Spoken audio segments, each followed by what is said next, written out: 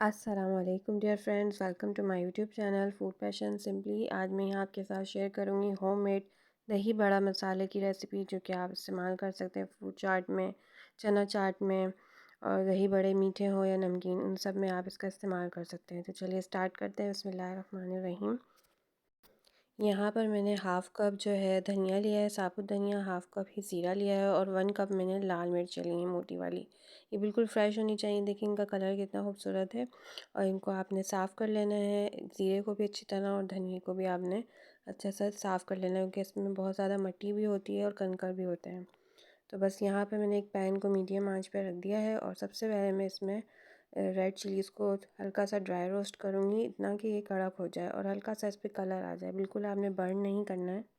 अगर आप मेरे चैनल पर नए हैं तो प्लीज़ चैनल को सब्सक्राइब करें और बेल आइकन ज़रूर प्रेस करें, और मुझे ज़रूर कमेंट्स में फ़ीडबैक दीजिएगा, वीडियो को ज़रूर लाइक कीजिएगा। ये देखें बड़ा खूबसूरत सा लाइट सा गोल्डन कलर आ गया था। जगह जगह से इसमें कलर महसूस हो रहा था। आपने इसको हल्की आंच पर ही फ्राई करना है, ठीक है। उसके बाद मैं इसी पैन के अंदर धनिया और ज़ीरा दोनों को शामिल कर दूँगी।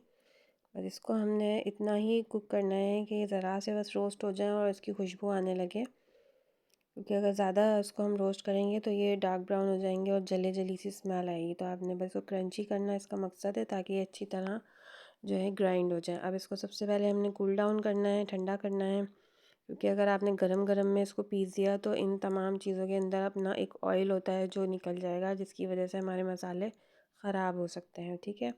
बस जैसे ही ठंडा हो जाएगा तो हम इसे कोर्सली ग्राइंड कर लेंगे।